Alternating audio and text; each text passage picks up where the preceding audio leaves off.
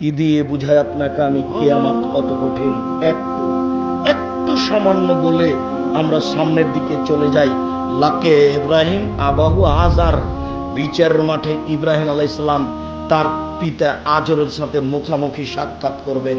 ওয়ালাওয়াজে আজাদ কাতারাতুন গাবারা, ওই সময়তে আজরের মুখখান থাকবে মলিন, বাপের মুখখান থাকবে মলিন, ধুলো বালি মাখা, খুব চিন্তিত। তখন ইব্রাহিম আলাইহিস সালাম বলবেন, আব্বা আলাম আকুল্লাক, আপনাকে আমি বলিনি আল্লাহ তাসিনি, আপনি আমার নাফরমানি করিয়েন না।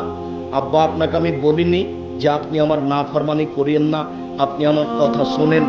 তখন তার পিতা বলবে, আলিয়াউমা লা আসিকা, বেটা আজ তোমার নাফরমানি করব না, আজকে তুমি যা বলবে তাই মেনে নিও। বিচারের মাঠে যখন আজর বলবে যে বেটা আজকে তুমি যা বলবে তাই মেনে নিব, তখন ইব্রাহিম আলাইহিস সালাম বলবেন, আল্লাহুম্মা ইন্নাকা ওয়া'আদতানি আল্লা তুহজিনি ফি ইয়াউমিল কিয়ামা আইয়ুখিজিনা আকজামিন আবিল আবাদে। হে আমার প্রতিপালক, তুমি আমার সাথে ওয়াদা করেছ ইব্রাহিম তোমাকে আমি বিচারের মাঠে অপমান করব না। আজকে আমার পিতা জাহান্নামে যাবে, আমি জান্নাতে যাব, এর চেয়ে বড় অপমান কি হতে পারে? আল্লাহ তুমি আমার সাথে ওয়াদা করেছ ইব্রাহিম তোমাকে আমি বিচারের মাঠে অপমান করব না। আজকে আমার পিতা জাহান্নামে যাবে আর আমি জান্নাতে যাব, এর চেয়ে বড় অপমান কি হতে পারে?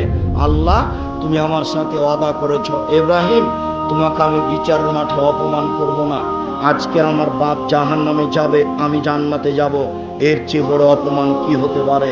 তখন আল্লাহ তাআলা বলবেন, ইব্রাহিম ইন্নী হাররামতুল জান্নাতা আলাল কাফিরিনা, যারা আমার নবীকে মানেনি আমি তাদের জন্য জান্নাত হারাম করেছি। তোমার বাপ আমার নবী ইব্রাহিমকে মানেনি, অতএব তোমার বাপকে জান্নাতে দিব না, তোমার বাপের উপরে জান্নাত হারাম। তোমার বাপ আজর আমার নবী ইব্রাহিমকে মানেনি, তোমার বাপ আজর আমার নবী ইব্রাহিমকে মানেনি, অতএব তোমার বাপকে আমি জান্নাতে দিব না, তোমার বাপের জন্য জান্নাত হারাম।